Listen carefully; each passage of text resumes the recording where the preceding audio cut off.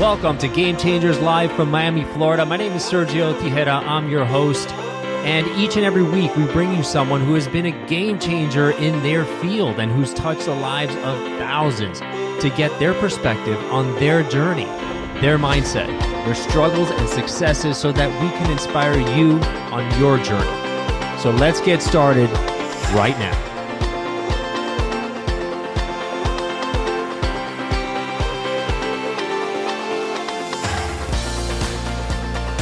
Hi, everyone. This is Sergio from Gamechangers. And as many of you may know, we bring exciting content each and every week and hope you've been enjoying it. And thank you so much for your support. It means a lot to me.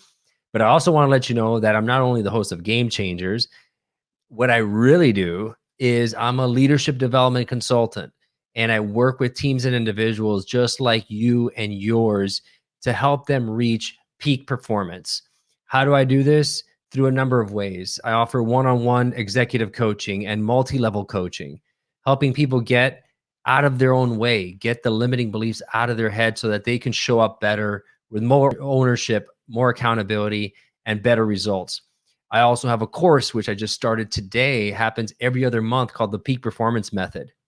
If you want to find a way to jump into a group coaching environment that's going to make huge changes, not only in yourself, but in your team's performance, that's a great way to do it.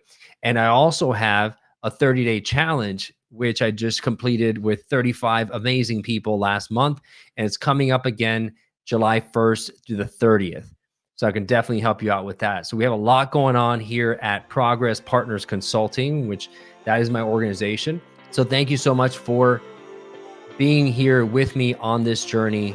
Gamechangers is a fantastic tool. I love it. We've created an amazing community of guests and fans of the show. So please, when you get a chance, hit subscribe and like on the YouTube channel. Definitely do it on your Apple podcast. But more importantly, if you feel that I can reach out and help your organization or help you in any way, please let me know. I'd be happy to set up some time to do that. And look forward to talking to you soon. And welcome to Game Changers Live. You can catch us each and every week on Apple Podcasts, Spotify, Google Podcasts, LinkedIn, Facebook, any of your favorite platforms. We're here each and every week bringing you some amazing guests who have been game changers in their field. And my guest today is Barnaby Andersun. He has spent years developing blockchain and cryptocurrency solutions and acting as BlockAlchemy CEO, a blockchain e-commerce digital design consulting firm.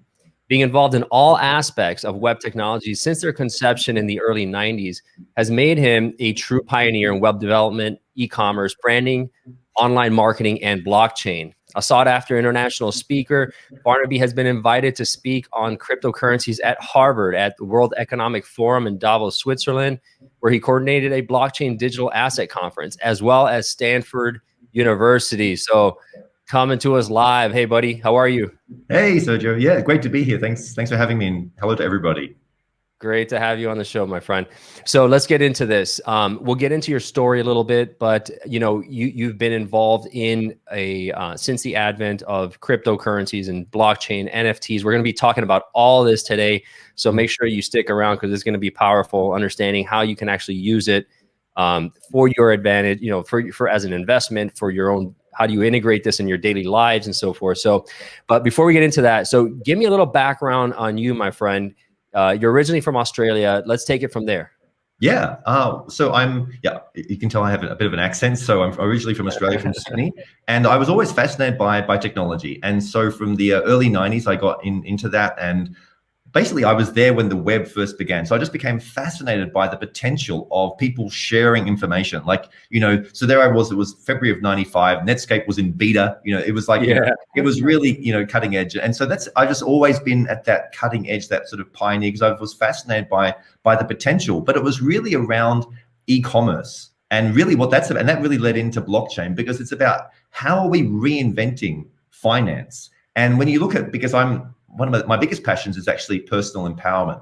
And the other thing I saw from the early 90s was the potential to have a laptop and live anywhere in the world. So I'm big time on freedom, and I just love being able to travel the world. I've been doing that for the last 8 years. So I basically mapped out a vision for myself from when I was like I don't know, like 21, 22, back in the early 90s, that I could actually get some technology, get a laptop, and just travel the world, live like a king anywhere, and work off it and develop systems that would impact people's lives positively. Because I figured if I wanted to do that, I bet other people want to do that. And when I just looked at people back in the 90s when I was a young guy, grinding away in jobs that they didn't really like, maybe even if they'd done degrees, and, it was like, wow, like, how are people really going to get ahead? And that was back when things were kind of easier. I mean, man, like, look at things now. Like, it's so really, it's about how do we take technology and enable empowerment and freedom for more people. That's always been my passion.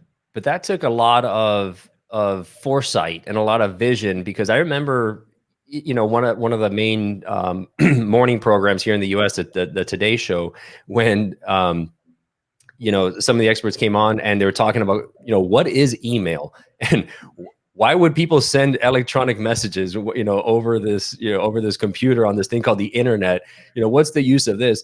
And it's funny because now you see it and you're like, oh my God, how did we not see the potential here? You saw things ahead of time. That's a great point, because you're saying, back in the mid 90s, how people are going, what's the point of email? What's the point of the web?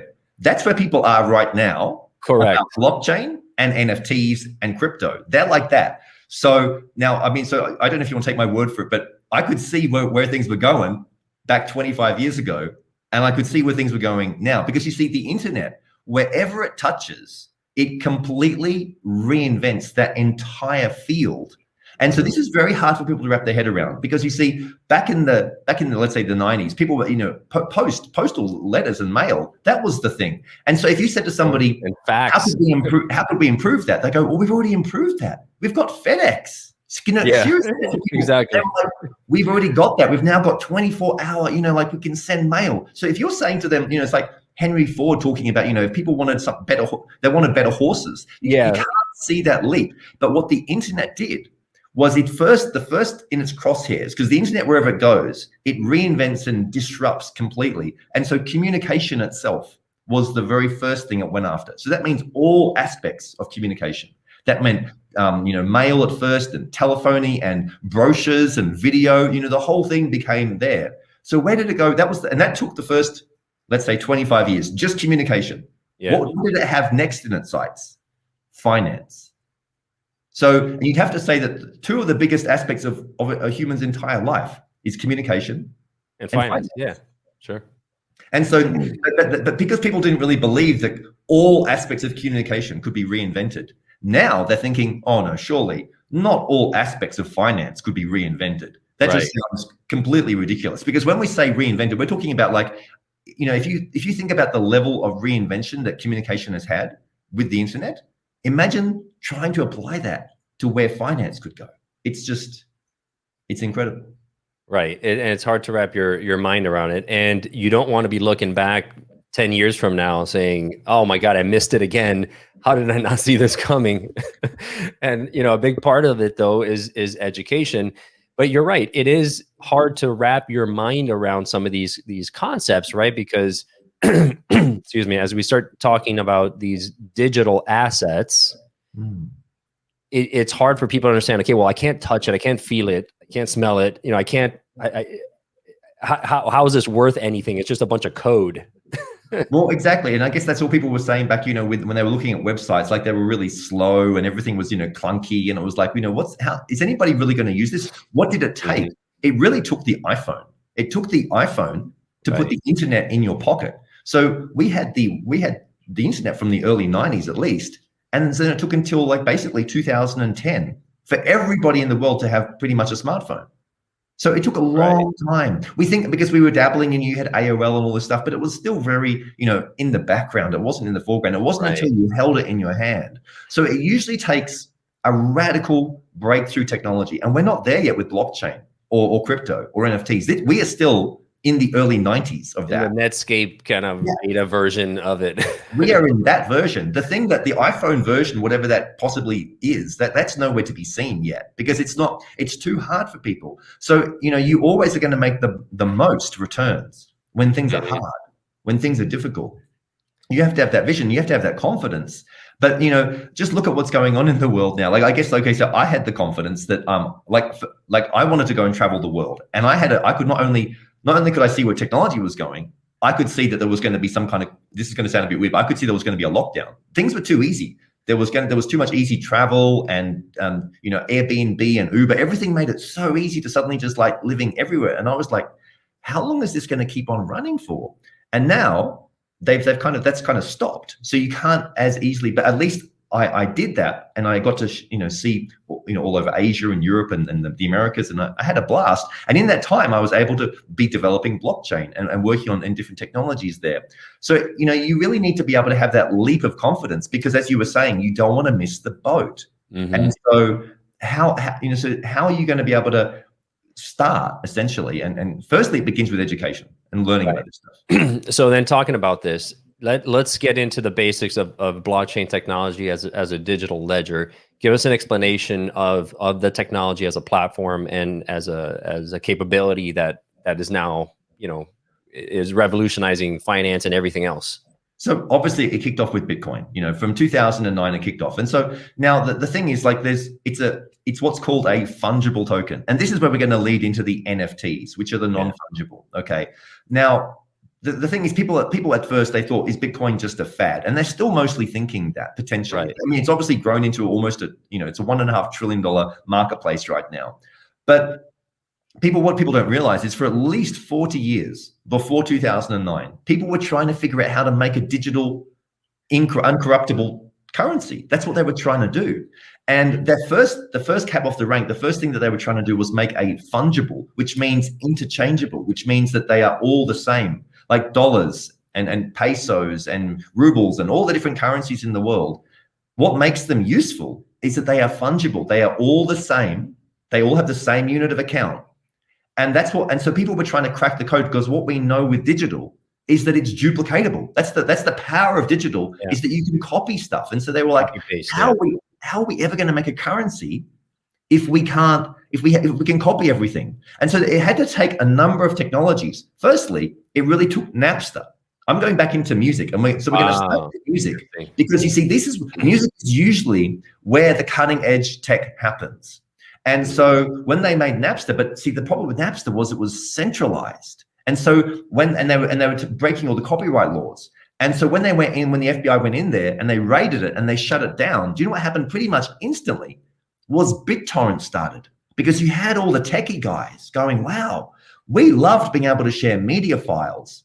But the problem was it was centralized and it could be taken down. So what we need to do is make a fully decentralized version of that. We need to be able to make it so the media files are splintered and broken up across millions of computers, which means you could never take it down, which is actually how the internet was first developed. It was designed so it could withstand any kind of military strike. So you can't stop the internet, and you can't stop BitTorrent. Now, so that was basically around 2000. So then you had people looking at that, in the background going, what other applications are there for this kind of, decentralized tech? And then it took somebody, and basically there was the financial crisis of 2008.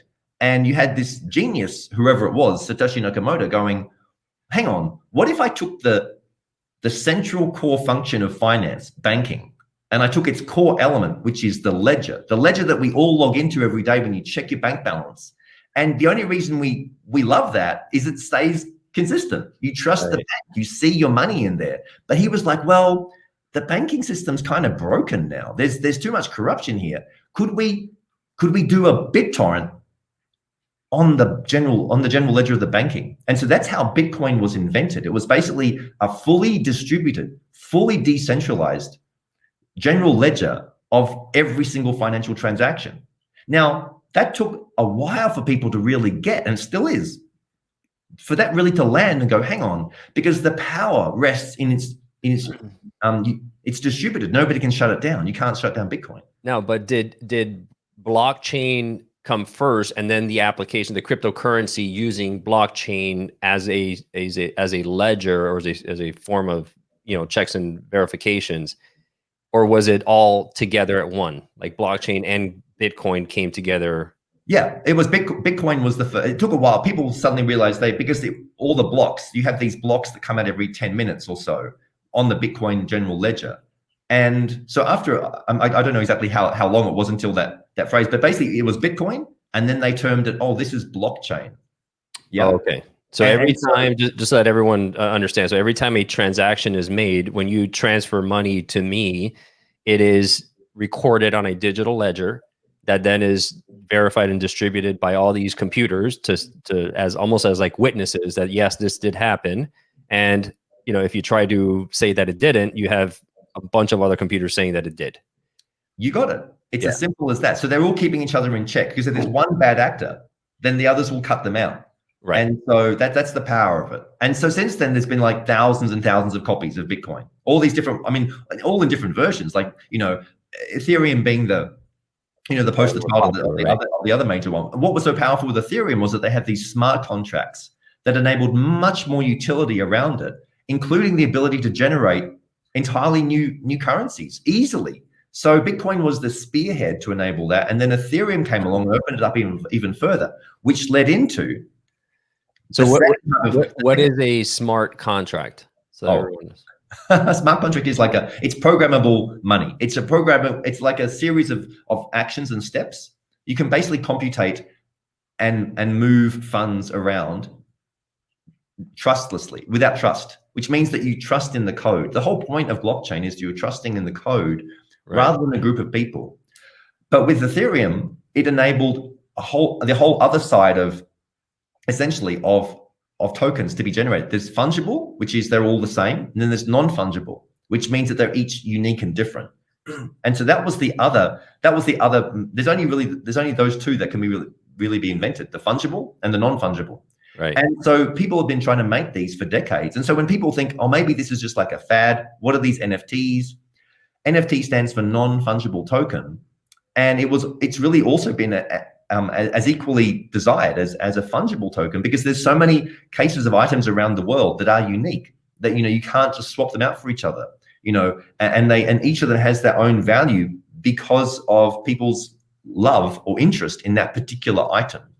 And so that's why, and now it's sort of, for whatever reason, these things seem to have their own time. The first NFTs were created in 2014. They really took off at the end of 2017 in the first sort of iteration, but nothing compared to, the $1 billion that's gone through them this year of 2021. Right. So a token is it a derivative of a currency? So if you have Ethereum, you're able to create a token from that? Well, basically a token is it's a unit of account. You essentially have got a you've got, these are sort of semantics. You've got coins and you've got tokens. And so it's really, a token can be generated out of, you really call like a Bitcoin as a coin and Ethereum as a coin, and then tokens are made off those essentially. So you can generate your own token. It's really just it's a unit of account that comes off a design. You design the currency, you design the utility around that particular item. And that's what's so cool now. Like, who would have thought that it would be possible that you could actually invent your own currencies? Right. Previously, the only people who could invent currencies were presidents and governments and kings. They were able to issue currency. And so that's like what we're talking about, the reinvention of finance. Because in the past, with the internet, when it was happening back in, let's say in the 90s, when you were able to reinvent whole communication networks, would you have imagined that you would have been able to set up your own TV channel just like that? No, you would have gone like, hang on, that would have cost a fortune 20 years ago to generate my own TV channel. And here you are, here any of us can just spin up our own TV channel right now. It's the same with this. Now you can actually spin up your own functional currency, either as a fungible or as a non-fungible. Now, this concept of individuals being their own economies. Okay, so that we have influencers out there, right? And obviously for that reason, they're an influencer. They're helping push decisions in one way or the other. You're now able to create your own currency, right, in your own name, and have people invest in you as if like they're betting on you, right? Like if you're an up and comer and I see you have potential, I could actually buy a coin. If you've created your own, I can buy your coin, and as more people invest in it, it goes up in value. And I'm also, it's like investing in a person in a sense, right? Correct. And that's really coming into its own with the NFTs, because Like last year when when William Shatner, he released his own, Captain Kirk, he put out his own NFT series, and that just like that was really when things started to turn around. When it was like, wow, so a celebrity like William Shatner can put out his own NFT series. And what was really amazing about that was how he had no rights over Star Trek. Obviously, that's not under. So how could he personally do it? Well, he could do all the memorabilia of the photos of offset, in his life, Right. all that kind of thing. And so because he's got obviously millions and millions of huge fan base, he was able to leverage that and sort of pave the way. And so now others have obviously been jumping and doing that. If you've got a fan base and you have something of value to offer them in memorabilia, in photographs, in music, you want to release, music out to them or videos, or even other things like games. You can now create this whole, intricate ecosystem around yourself or around a platform that you're inventing, something to give back to the fans so they even earn or get some reward from participating with you in sharing your journey. This is all possible now.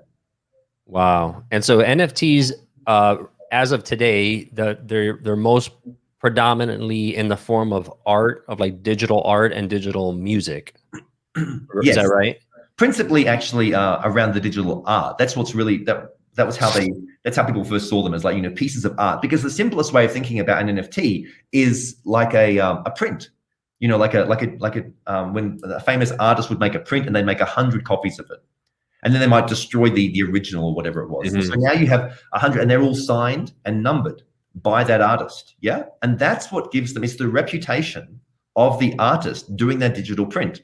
And that's what gave them value. And so if you had number 4 versus 75, the number 4 is, for whatever reason, we like to have those lower numbers. That's why, that just seems to, and it's been proven over the last century, people collecting comics and art prints and trading baseball cards, all that kind of stuff that's all been how the world has been running. Well, now we've been able to make that digitally, and that's how the NFTs function. And so once you figure out, what it is you want to show people and how many you want to mint of them, then you can attribute value to them. And so, but it really is about, it's being entirely creative. And so bringing artwork into that, bringing music into that. And so that's what we've done with our latest project. Myself and my business partner, Noble, we've invented band royalty, where we basically we hired artists to make all this incredible artwork for us. And then we created a remarkable function of giving it utility inside the music industry, which is something that few people actually still even understand. So what happens in the music industry, they get it on a sort of on a basic level that musicians earn when they play the music, but they don't necessarily realize that every time one of those songs plays, whether it's on the radio, the TV, in a movie, in a commercial, in a bar, at a concert, in a restaurant. Wow. They always earn a royalty. And not only them, but the writer, the sound, engineers, the people from the studio, the production company, the label. There's like so many pieces of the pie inside the earning around one every single song.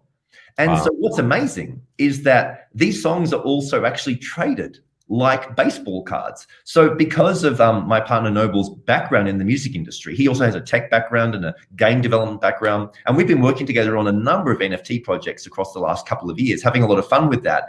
Well, we saw all the artwork exploding in the NFT space. And we were like, well, what else could we contribute here to make it just to give something a bit different? Let's bring the music industry into NFTs.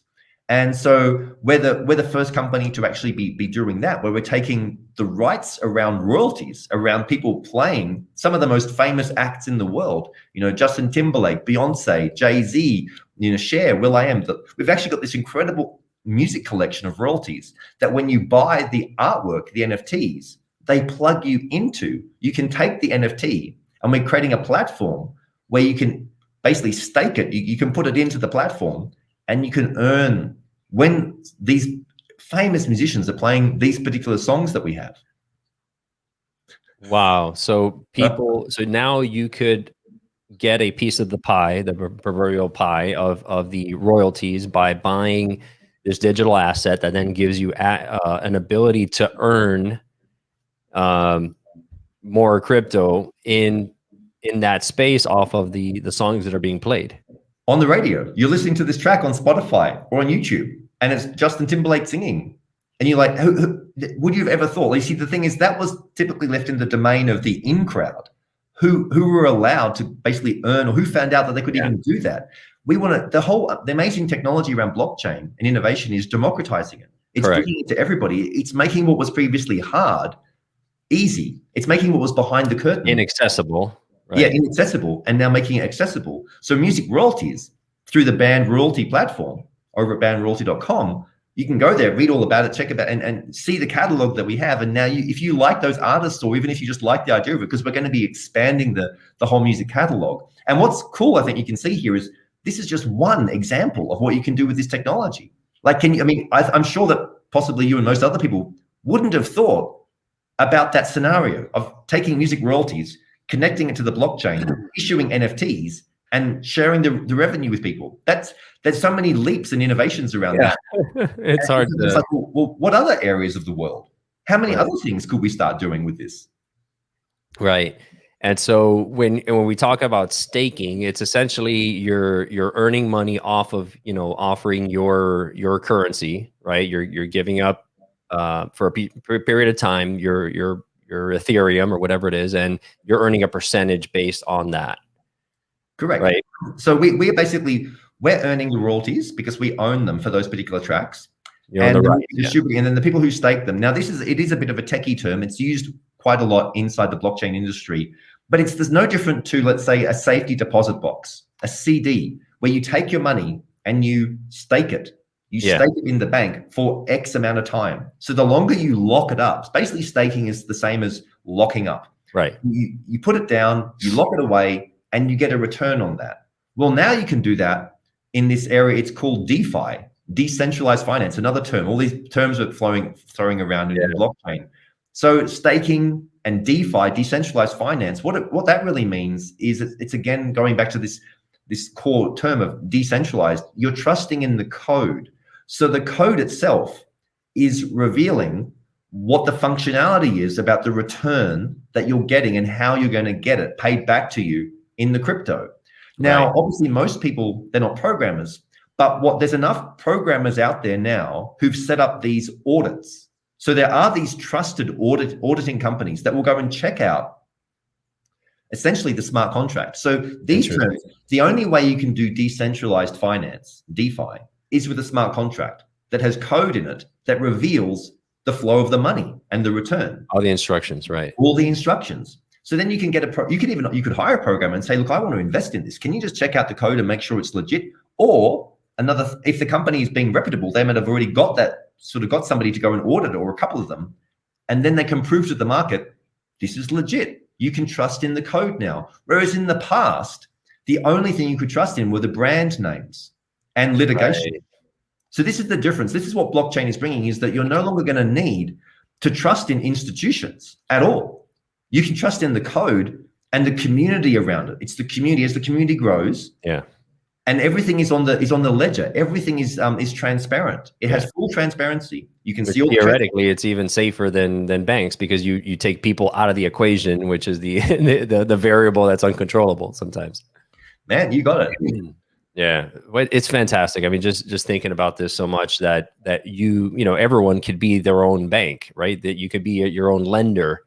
Dude, that's what's incredible now. This is the amazing thing about cryptocurrency and blockchain. It's not that it gives you a new kind of bank account. It actually makes you, as you just said, it makes you into a bank.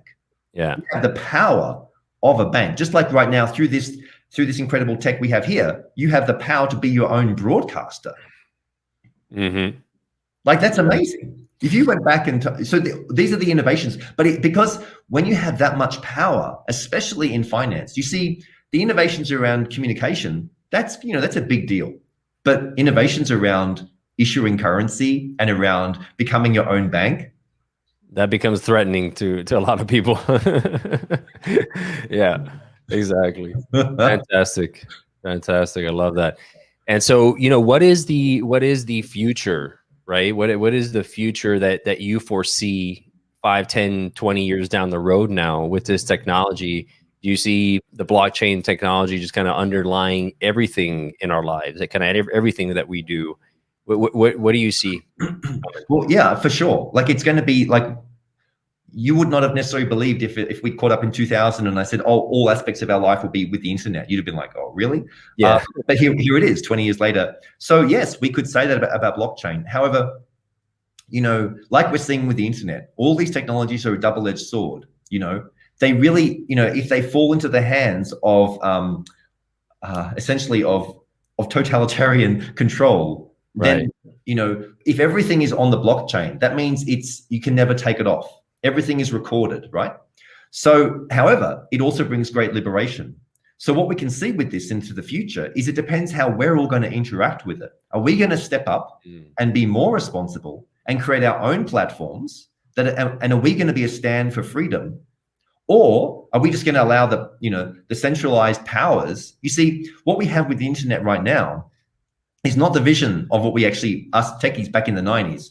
All we have now really is Facebook, Amazon, Twitter, Google, Apple. These are centralized companies. They're the gatekeepers. The freedom of flow of information is still there, but 80%, 90% of people are on these locked in platforms. So it's not really that whole freedom that we were expecting it to be there. And so the future of blockchain is very, very similar. Are we going to be stepping up and using it to create more opportunity for all of us with these innovations around, finance and, non-fungible token NFTs? We could all step in there and really recreate how our society operates. Or are the state, like, somewhere like China, that's actually really embracing blockchain, but from the state's perspective, right? The oversight, so because now they can use all that same tech and they can, be itemizing every single thing you're doing. Yeah. So where do I see this going? Obviously, I'm an optimist. I hope that everyone's going to step up and stand for freedom and recreate because we can take out a lot of the middlemen. We can remove a lot of the extraneous costs. We can really make everything much more efficient and much more fair. So let's hope it goes in that direction. So for those that are not involved in crypto right now or blockchain or NFTs or anything, what do you suggest they do to begin getting their feet wet? Is it just a matter of, start playing with it a bit with some small amounts of money just to kind of get a feel for it? What would you suggest? Yeah, I think one of the tricky things for people to get is like how right now the technology has advanced sufficiently where there are direct interfaces between your current financial banking system and the cryptocurrencies. So it starts with education, but education is never really going to be enough unless you get your feet wet, as you said, jump in the water. You're going to have to, literally start moving some money around. This is not financial advice to anybody. I'm not telling you what to do, but if you wanted to take a small amount, whatever that is for you, and you can shift that from your bank and get that through a cryptocurrency exchange. And then what's amazing is, you can take like, there are these debit cards now that literally are cryptocurrency based, which means in theory, maybe not just in theory, you could have all of your money in crypto and you could go and spend it when you needed to. These things are entirely possible now. So you start off by basically signing up for something like Coinbase, one of the largest exchanges in the world, or Binance. These ones are very large. And each country pretty much, most countries have their own, and most of them actually connect with banks now. So you can wire in some funds. Getting started actually is the most difficult thing. When I was first beginning, it took me literally months to get my first Bitcoin, and I was trying it every day and look at my background. And so, but now things have become much easier. So once, you can get yourself a little bit of Bitcoin or a little bit of Ethereum or whatever amount you want to do. Yeah. And then you can start, you can spin up these wallets. Basically, it's like an email address, but it's actually a digital wallet, like a bank account. Mm-hmm. And so just like you can send email between different email addresses, and most people have got multiple email addresses, and you could even email yourself for some reason. Yeah. You can do the same thing here. You can create multiple wallets and you could just test it. You could send the money between each other or between some friends and go, wow. And in seconds, you get it and you go, wow, that was amazing. And sometimes, depending upon which currency you're using, some of them cost like a fraction of a penny. Some of them cost more. Like, so there is a big, we're going to get too much into the technology here. But basically, test it out, move some funds between each other, start examining, how does Ethereum work? How does Bitcoin work? How does Wax work, which is another of the NFT platforms? And then once you've got your head around that, then you can go, oh, okay, what's this whole digital art thing going on? What's this music thing? Maybe I'll head over to Band Royalty or go to some of the other NFT platforms. So it starts with playing with it, and you can play with it for under $100. You can get started, Exactly. And then once you peek behind the curtain, you're like, oh, well, what's this? And what's that? And man, this is a whole world back here. Totally. But you'll never understand it unless you make that step. I've had plenty of friends, even in technology, people who are full-on programmers. They heard about all this for all the last decade. It was only once I started paying them in crypto and showing them how they could take that crypto and put it in their bank account and vice versa. Interesting. The light bulb went on. They were like, wow, it's real money. And I said, yes. Yeah, exactly. Well, Barnaby, so where can people go to get in touch with you? And is it bandroyalty.com? Yeah. They head over to bandroyalty.com, check out what we're doing there. We've built up a big community. We've got about 40,000 followers on Twitter, 40,000 on Telegram. These inside the communities, that's where you can ask a lot of questions. It's quite hard to get started, but I recommend that you join the communities. If you go over to bandroyalty.com, you can go down the bottom, you can join our Telegram group. And Telegram it's just like WhatsApp essentially, except you can have these large groups and they're all helping each other. It's an area, most people in crypto, they're on Telegram. And so you can go there, join our Telegram group and ask questions and say, how do I do this stuff? And so we have people supporting that 24/7 all around the world as we're growing that community. Or you can send us an email just going over there to info@bandroyalty.com. And we'd love to hear from you. And if you're inspired about this, then get involved. Fantastic. Well, Barnaby, thank you for coming on the show, my friend. You're doing a lot of exciting things, and thanks for all the explanation. I'm sure it's going to be incredibly valuable to all of us. And we're gonna come back to this episode 10 years from now and see if everything turned out the way we thought it would. Man, absolutely. All right, my friend. Take care. Thanks Thank you. What you heard in today's episode of Game Changers, please subscribe and rate us. The lessons and the stories in these podcasts are immensely valuable, so I invite you to share them with a friend who needs to hear it. You may end up being the game changer in their lives.